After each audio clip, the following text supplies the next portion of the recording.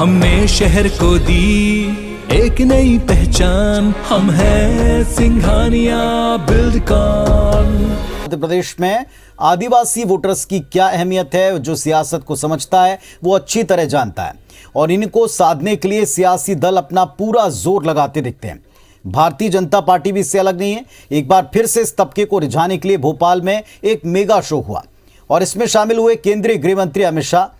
आदिवासियों को एक नहीं कई सौगातें इस मंच पर मिली। शाह ने भोपाल में नेशनल फॉरेंसिक साइंस यूनिवर्सिटी बनाने की घोषणा भी की है।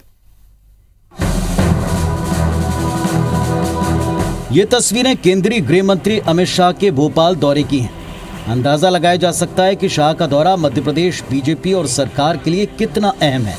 प्रदेश में अगले साल विधानसभा चुनाव है, लिहाजा जीत में आदिवासी वोट की निर्णायक भूमिका को ध्यान में रखते हुए बीजेपी ने जम्बूरी मैदान पर वन समितियों का एक बड़ा सम्मेलन किया। ये वही जम्बूरी मैदान है जहां 6 महीने पहले 15 नवंबर 2021 को इसी मैदान पर प्रधानमंत्री नरेंद्र मोदी ने जनजातीय सम्मेलन में शिरकत की थी। शाह ने कार्यक्रम में न केवल तेंदुपत्ता संग्राहकों को बोनस बांटा, बल्कि उन्होंने प्रदेश के 26 जिलों के 28 वन ग्रामों को राजस्व ग्रामों में बदलने के फैसले की प्रक्रिया की शुरुआत की। समारोह को संबोधित करते हुए शाह ने आदिवासियों का जीवन बदलने के लिए सीएम शिवराज की जमकर तारीफ की। मुख्यमंत्री शिवराज सिंह चौहान ने भी मुश्किल और बड़े बड़े फैसलों को लेकर केंद्रीय मंत्री शाह की तारीफों के पुल बांधे। शिवराज जी, विजय भाई शाह और उनकी पूरी टीम को अनेक अनेक साधुवाद देना चाहता हूं कि किस प्रतिशत आदिवासियों के कल्याण के लिए आपने जो कदम उठाए हैं वो पूरे देश के लिए अनुकरणीय है। मोदी जी की जो विचारधारा है, गरीब से गरीब आदमी, गरीब से गरीब व्यक्ति, गरीब से गरीब बच्ची देश में अधिकार के साथ जिए। गरीब आदिवासियों की जिंदगी बदलने के लिए पेशा एक्ट लागू करने की प्रक्रिया मध्य प्रदेश में प्रारंभ कर दी गई है। कांग्रेस ने वर्षों तक कुछ नहीं किया। सामुदायिक वन प्रबंधन का अधिकार दिया है। मेरे वन समिति के बहनों और भाइयों, इसके पहले शाह ने 48वीं अखिल भारतीय पुलिस विज्ञान कांग्रेस की शुरुआत की। इसी दौरान भोपाल में नेशनल फॉरेंसिक साइंस यूनिवर्सिटी बनाने का ऐलान भी किया। उन्होंने कोरोना काल में विपरीत हालात के बीच काम को लेकर पुलिस फोर्स की तारीफ की। वहीं मुख्यमंत्री शिवराज ने भी मध्य प्रदेश पुलिस की जमकर सराहना की। Medical science, forensic science, management science, arm science और कम्युनिकेशन साइंस, ये सारे विज्ञान के उपयोग को, ये पुलिस के ही विज्ञान है, इसको हमने आगे बढ़ाना पड़ेगा। और मोदी सरकार ने 2 बड़े कदम उठाए हैं। नेशनल फॉरेंसिक साइंस यूनिवर्सिटी बनाई है, जिसकी अब तक 7 राज्यों में एफिलिएटेड कॉलेज खुल गई है। शिवराज जी भी यहाँ खोलने वाले हैं मध्य प्रदेश में, भोपाल के अंदर। और अब पुलिसिंग केवल इतनी नहीं कि अपराधियों को पकड़ो और दंडित करो। प्रशिक्षण हो, वैज्ञानिक विवेचना हो, अन्वेषण के उपकरण हो, नई टेक्नोलॉजी और उसका उपयोग हो, फॉरेंसिक साइंस की मदद लेना हो, ड्रोन जैसी टेक्नोलॉजी हो। अमित शाह ने लाल परेड मैदान से शिवाजी नगर तक एक रोड शो भी किया। इसके बाद बीजेपी मुख्यालय में पार्टी नेताओं के साथ बैठक कर पार्टी की आगामी रणनीति पर चर्चा की। बहरहाल 2023 विधानसभा चुनाव के लिहाज से सरकार के लिए शाह का ये दौरा संजीवनी की तरह है। दरअसल मध्य प्रदेश की कुल आबादी में आदिवासियों की आबादी 22% है। 47 सीटों पर आदिवासी वोटर्स की निर्णायक भूमिका है। 2018 के चुनाव में बीजेपी के खाते में इन 47 में से महज 16 सीटें आ पाई थी और इसीलिए बीजेपी अब की बार कोई चूक नहीं चाहती और जीत की जमीन तैयार करने में अभी से जुटी है। सुधीर दंडोतिया, IBC 24, भोपाल। चलिए सीधे भोपाल का रुख करते हैं। हमारे सहयोगी सुधीर दंडोतिया हमारे साथ में बने हुए हैं। शाह के दौरे के काफी मायने, हर तस्वीर में एक संकेत साफ साफ दिखाई पड़ा। बताएं MP बीजेपी को इससे क्या लाभ मिल सकता है, क्योंकि पूरा का पूरा दौरा किसी न किसी एक बड़े वर्ग से जुड़ा हुआ दिखा। देखिए, निश्चित तौर पर अगर बात करें तो काफी अहम दौरा अमित शाह का ये पूरा रहा है और खासकर अगर बात करें तो आदिवासियों को जो सौगात अमित शाह ने दी है इसका फायदा 2023 के चुनाव में मिलेगा। और बीजेपी प्रदेश कार्यालय जहां पर मैं मौजूद हूं, तकरीबन 2 घंटे से ज्यादा का समय हो चुका है पुनीत, और अभी तक बैठक जारी थी। हालांकि बैठक खत्म हुई है, पर लेकिन बीजेपी के जो सीनियर नेता हैं, ज्योतिरादित्य सिंधिया, इसके अलावा मुख्यमंत्री शिवराज सिंह चौहान, प्रदेश अध्यक्ष BD शर्मा के साथ जो है चर्चा अमित शाह की जारी है। और आप देखेंगे कि बीजेपी प्रदेश कार्यालय का यह नजारा है जहां पर अभी अमित शाह के जाने का इंतजार, यानी कि कहना चाहिए टारगेट तैयार है। किसी भी वक्त अमित शाह यहां से रवाना हो सकते हैं और कार्यक्रम में थोड़ी सी तब्दीली की गई है। पहले अमित शाह को बीजेपी कार्यालय से भोपाल के लाल परेड ग्राउंड जाना था।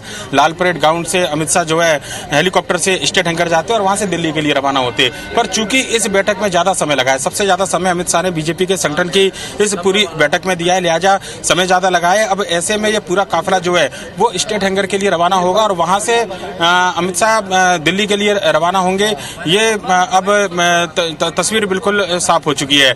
और अगर अमित शाह के दौरे की अगर हम बात करें तो अपने आप में ये दौरा पुनीत इसलिए ज्यादा अहम कहा जा सकता है क्योंकि आज 2 करोड़ आदिवासियों को तेंदुआ पत्ता संग्रह को जो सौगात दी गई है उसमें अगर बात करें तो प्रदेश की लगभग जो 13% से ज्यादा की आबादी है, जो आदिवासी आबादी है, उसको साधने की कोशिश की जा रही है। इस समय पूरे सियासत के केंद्र में अगर बात किया है तो मध्य प्रदेश के में SC और ST नजर आते हैं। लिहाजा इससे पहले हमने देखा था कि मध्य प्रदेश के अंदर मोदी जब आए थे, प्रधानमंत्री नरेंद्र मोदी जब आए थे तो जनजातीय गौरव दिवस बीजेपी के द्वारा मनाया गया था। उसके बाद में अगर बात करें तो आज अमित शाह का दौरा और 1 लाख आदिवासियों को संबोधित करना, ये आने वाले समय के चुनाव की तैयारियां बताती हैं। आप देखेंगे कि जो बीजेपी के जो नेता कार्यकर्ता हैं उनके निकलने का सिलसिला शुरू हो चुका है और फग्गन सिंह कुलस्ते बैठक के बाहर आए हैं जो कि केंद्रीय मंत्री हैं। उनसे चर्चा करने की कोशिश करेंगे पुनीत की इस पूरी बैठक में आखिर क्या टिप्स अमित शाह के द्वारा दिए गए, क्या बातें अमित शाह के द्वारा यहाँ पर बताई गई हैं। और निश्चित तौर पर काफी अहम ये पूरी बैठक रही है और उसमें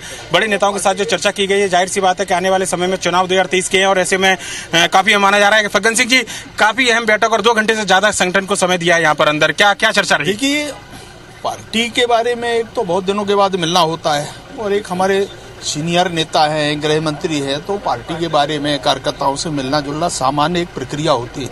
और इसे उनने सहजता से, उनके ध्यान में ये विषय आया कि एक प्रमुख लोगों के साथ में मिलकर के बातचीत करना, उनसे सहजता से बातचीत करना, कोई सहजता से बातचीत हुई है। सहजता से भी बातचीत हुई, कुछ तो बात की होगी, उन्होंने बताया होगा कि प्रदेश के संगठन को लेकर, सरकार को लेकर, आपको लेकर, कामकाज को लेकर, सारे कामकाज को सबको मिलकर के काम करना, जहां पर काम के विस्तार की जरूरत है, काम को बढ़ाने की जरूरत है, पार्टी को और सरकार के निर्णयों का क्रियान्वयन नीचे तक ठीक प्रकार के हो जाए, इसके बारे में चिंता करना।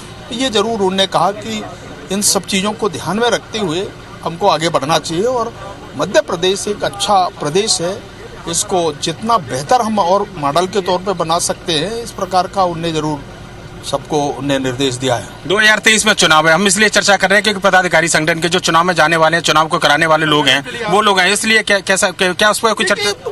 देखिए, चुनाव से इसका कोई संबंध नहीं, चुनाव अभी बहुत समय है, 1.5 साल बाकी है, परंतु गृह मंत्री जी का आना मध्य प्रदेश में और आज तेंदुपत्ता बोनस और तेंदुपत्ता के लोग, तेंदुपत्ता समिति और इसलिए वन समितियों का सम्मेलन, सर बीजेपी मेन जो उद्देश्य है ये है और इसलिए वो इस कार्यक्रम में आए तो सहजता से आज मिलना भी हुआ। आदिवासी फोकस में सर, आदिवासी 2 करोड़ आदिवासियों को तेंदुपत्ता का बोनस दे रहे हैं। इससे पहले मोदी जी आए, जनजातीय गौरव दिवस की बात थी, ऐसा लग रहा है कि ट्राइबल पूरा फोकस में इस समय सेंटर ऑफ। देखिए, आज वास्तव में ट्राइबल में ही काम करने की जरूरत है, जैसा अनुभव आप कर रहे हैं।